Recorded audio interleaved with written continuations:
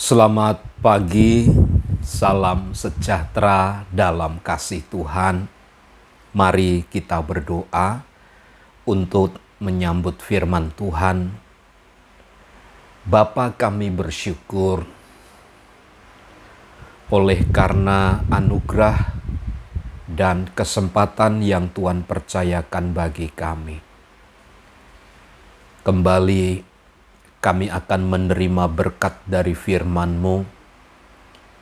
Kiranya Tuhan memampukan kami untuk kami dapat hidup sesuai dengan kehendak-Mu. Dalam nama Tuhan Yesus. Amin. Amsal 20 ayat yang ke-22. Janganlah engkau berkata, "Aku akan membalas kejahatan." Nantikanlah Tuhan, Ia akan menyelamatkan engkau. Kedudukan sebagai orang yang percaya kepada Tuhan adalah merupakan satu resiko tersendiri, dan itu merupakan satu karunia yang datang dari Tuhan apabila kita mengalami berbagai macam duka. Termasuk di dalamnya adanya sebuah kejahatan yang ditimpakan kepada kita pada saat kita tidak melakukan kesalahan. Orang-orang percaya harus mengerti bahwa keadaan demikian adalah merupakan satu ketentuan dan ketetapan dari Tuhan untuk menunjukkan salah satunya adalah kualitas kehidupan orang yang percaya, tetapi Ia juga ingin melihat kesabaran kita di dalam menghadapi segala situasi dan keadaan yang terjadi. Salomo sebut begini, "Janganlah engkau berkata, aku akan membalas kejahatan." Salah satu sifat daripada manusia itu adalah mempertahankan. Ketika sebuah harga diri dikoyak, ketika kedamaian itu diganggu-gugat, ketika kenyamanan kita diganggu oleh orang lain, biasanya kita akan secara frontal untuk memberikan perlawanan.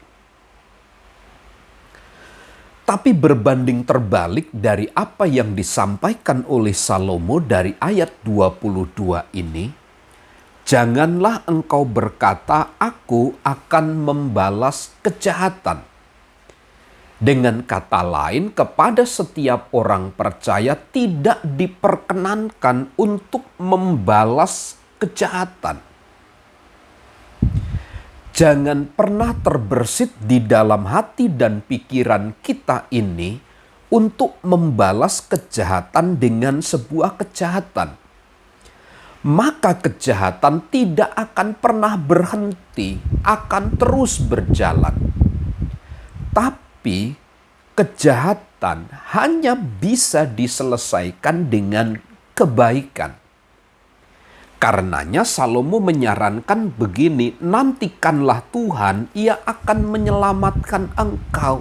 Dengan kata lain, ketika kita sedang menghadapi sebuah kejahatan, serahkanlah kejahatan itu kepada Tuhan. Karena pembalasan itu adalah haknya daripada Tuhan. Sebagai orang percaya, tidak diperkenankan kita untuk membalas kejahatan dengan kejahatan. Tapi serahkanlah, izinkanlah Tuhan itu untuk beracara di tengah-tengah kejahatan yang kita terima. Dengan kata lain, pembalasan itu bukan hak kita. Kalau kita melakukan kebenaran, berdiri di atas kebenaran, dan kita masih diperhadapkan kepada kejahatan demi kejahatan, yang membela, yang membalas adalah Tuhan, di mana kita yang berdiri dengan taat, menghargai, menghormati firman Allah itu, Tuhanlah yang akan membalas kejahatan itu. Tetapi pertama-tama motivasinya bukan untuk mencelakakan orang yang jahat itu, agar orang yang jahat itu bertobat dan kembali kepada Tuhan. Disinilah nilai tambah hidup orang-orang yang percaya, yaitu dengan menyerahkan, dengan memberikan hak sepenuhnya kepada Tuhan perihal pembalasan itu. Kiranya Tuhan memberi kekuatan dan kemampuan kita untuk hidup di dalam rencananya.